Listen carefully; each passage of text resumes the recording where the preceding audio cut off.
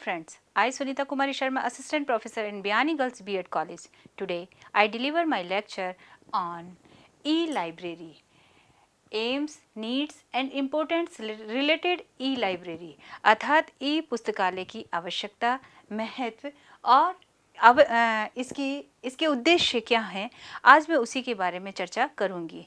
निसंदेह कहा जाता है कि ई लाइब्रेरी बालक के सर्वांगीण विकास में महत्वपूर्ण भूमिका निभाती है, क्योंकि वर्तमान समय तकनीकी युग है और इस तकनीकी युग में जितना तकनीक से बच्चा सीखता है उतना वो जल्दी किसी और चीज़ से नहीं सीख सकता है।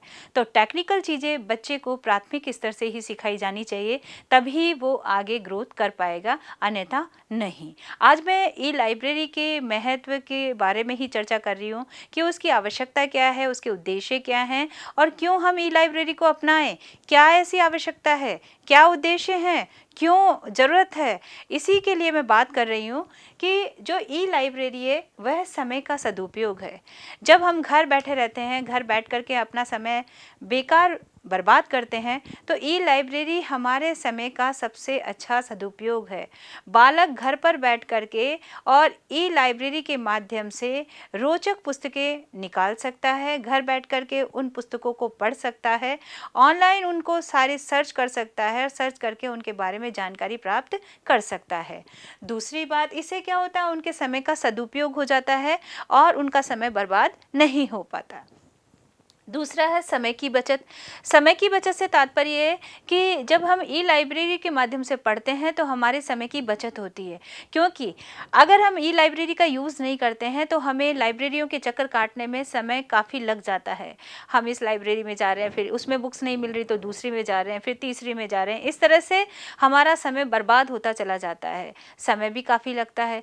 तो इससे क्या होता है कि अगर हम ई लाइब्रेरी को यूज़ करना सीख जाएंगे, ई लाइब्रेरी को यूज़ करने की टेक्निक सीख जाएंगे, तो निसंदेह हमारे समय की बचत होगी। जो समय हमें बहुत सारी लाइब्रेरियों में जाने में लग जाता है, किताबों को सर्च करने में लग जाता है, ई लाइब्रेरी के माध्यम से हम चुटकियों में उसे ढूंढ सकते हैं।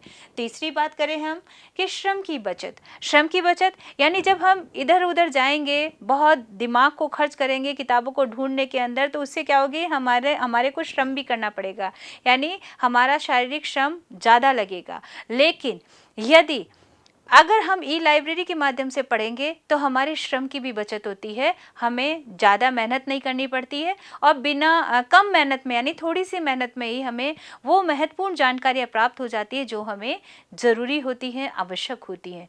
तो हमारी आवश्यकता के अनुसार हम ई लाइब्रेरी के माध्यम से कम श्रम में अधिक रोचक जानकारियाँ प्राप्त कर सकते हैं। अगली बात करें हम तो आधुनिक तकनीक के ज्ञान एवं उसके प्रयोग के बारे में सीखने का अवसर मिलता है। मैंने आपको पहले भी बताया कि जो ई लाइब्रेरी है वो तकनीकी से जुड़ी हुई है, तो अगर हम ई लाइब्रेरी से जुड़ते हैं तो निस्संदेह बालक तकनीक के ज्ञान और उसका प्रयोग किस प्रकार से किया जाए, किस तरह की टेक्निक्स है और किस तरह से उसका उपयोग करना है, वो सारी जानकारियाँ, वो सारा ज्ञान वो सीख लेता है और निसंदेह उसके भावी जीवन में वो महत्वपूर्ण भूमिका निभाता है। तो ई लाइब्रेरी बच्चे के ज्ञान वर्धन में भी काफ़ी सहायक होती है, टेक्निक्स को सीखने में और टेक्निक का इस्तेमाल किस तरह से किया जाए, ये सारी चीज़ें हम उसके द्वारा सीख सकते हैं। अगली बात करें हम शिक्षक के कार्यभार में कमी। शिक्षक को बहुत सारी किताबें ढूंढने के लिए बहुत सारी जगह सर्च करना पड़ता है, तो ई लाइब्रेरी के माध्यम से शिक्षक का जो कार्य है उस कार्यभार में भी कमी होगी, क्योंकि टेक्निकल तरीके से जो शिक्षक है वो ई लाइब्रेरी के माध्यम से वो सारी किताबें खोज लेगा, वो सारी पुस्तकें खोज लेगा जो उसको ज़रूरत है, जिनकी उसको आवश्यकताएं हैं और जिनके माध्यम से वो बच्चों को पढ़ाना चाहता है, जो अच्छी नॉलेज बच्चों को देना चाहता है, जो अच्छी नॉलेज वो स्वयं प्राप्त करना चाहता है और अपनी नॉलेज के द्वारा बच्चों की ग्रोथ करना चाहता है, वो नॉलेज वो बहुत ही आसानी से प्राप्त कर सकता है। और इससे क्या होगा, उसके कार्यभार में भी कमी आएगी, क्योंकि बहुत सारी चीज़ें लिखने की ज़रूरत हो जाती है। तो ई लाइब्रेरी के माध्यम से हमें सटीक चीज़ें, वही चीज़ें जो हमें चाहिए, वो सारी चीज़ें हमें बहुत ही कम समय में, कम श्रम में, कम मेहनत में तुरंत मिल जाती है। तो अध्यापकों के कार्यभार में भी कमी होगी, बच्चा स्वतः ही उसे देख लेगा और ई लाइब्रेरी के माध्यम से वो कंटेंट पढ़ पाएगा। अगली बात करें हम विषय संबंधी नवीन जानकारियाँ।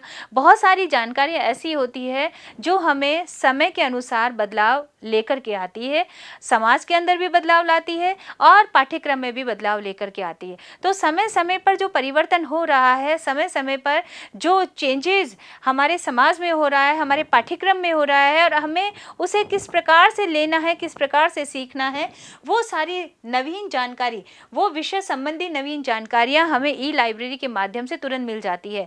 क्योंकि तकनीकी क्षेत्र जिन किताबों को लिखने में काफ़ी समय लग जाता है, वो किताबें ई लाइब्रेरी के माध्यम से हमें बहुत जल्दी मिल जाती हैं। जो कंटेंट हमने डाला, कंटेंट डालते ही हमें वो किताब ओपन हो जाती है और ओपन होते ही हम उसको आसानी से पढ़ सकते हैं और हमारी कंटेंट की जानकारी हम आसानी से ले सकते हैं। तो कहने का तात्पर्य है कि विषय संबंधी नवीन जानकारी भी ई लाइब्रेरी के माध्यम से बहुत आसानी से और बहुत अच्छी तरह से मिल सकती है। अगली बात करें हम तो छात्रों को रुचिपूर्ण सीखने के अवसर या अधिगम अवसर प्राप्त होते हैं। कहते हैं बच्चों का इंटरेस्ट जिस तरह का होता है उसी तरह की उनको सामग्री चाहिए, और वो सामग्री किस तरह की होनी चाहिए। ई लाइब्रेरी के माध्यम से बच्चों के लिए सबसे अधिक अवसर प्रदान करती है सीखने के, क्योंकि ये रुचिपूर्ण सीखने के अवसर देती है। रुचिपूर्ण, बच्चे की रुझान किस ओर है, वो उसी रुचिपूर्ण विषय को देखता है, उसी रुचिपूर्ण विषय को ई लाइब्रेरी के माध्यम से ढूंढता है, सर्च करता है और उसकी नॉलेज प्राप्त करता है। इस तरह से नॉलेज जब वो गेन करता है तो उसका अधिगम का जो अवसर है, वो अधिगम के अवसर भी उसे प्राप्त होते हैं, यानी सीखने के अवसर भी उसे प्राप्त होते हैं। नई नई चीज़ें वो सीखता है, हर रोज़ सीखता है। तो ई लाइब्रेरी जो होती है वो सीखने के या अधिगम के अवसर भी बच्चों को प्रोवाइड करवाती है। नेक्स्ट हम बात करें तो प्रभावशाली शिक्षण अधिगम प्रक्रिया संपन्न होती है। इससे जो ई लाइब्रेरी है ये प्रभावशाली शिक्षण देती है और अधिगम जो प्रक्रिया है वो संपन्न होती है। क्योंकि प्रभावशाली जब शिक्षण हमें प्राप्त होता है तो निसंदेह हम अधिगम भी बहुत शीघ्रता से कर लेते हैं और आसानी से कर सकते हैं। तो ये ई लाइब्रेरी अधिगम प्रक्रिया भी बहुत इजी गोइंग संपन्न कराती है। उसके बाद हम बात करें तो ई लाइब्रेरी शिक्षण अधिगम प्रक्रिया स्वतंत्र एवं स्वाभाविक रूप में संपन्न कराती है।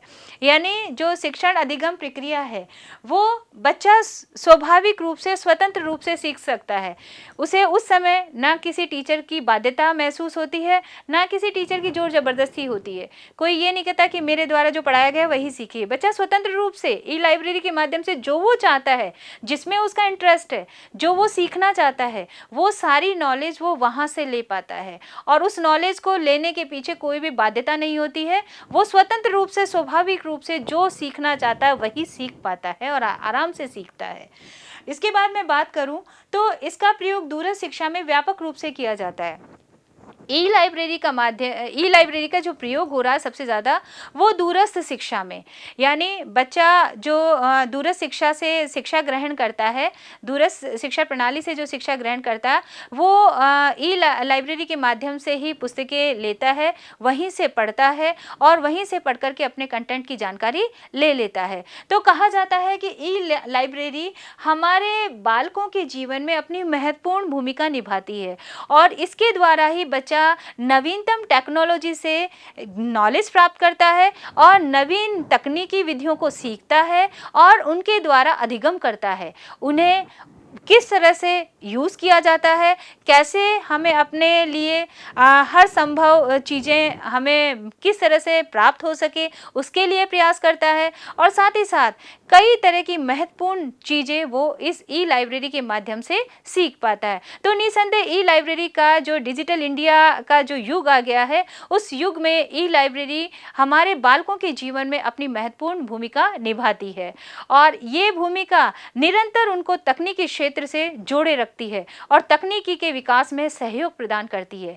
अगर मेरा वीडियो आपको पसंद आया है तो प्लीज़ लाइक कीजिए, शेयर कीजिए और हमारे YouTube चैनल को सब्सक्राइब कीजिए। Thank you.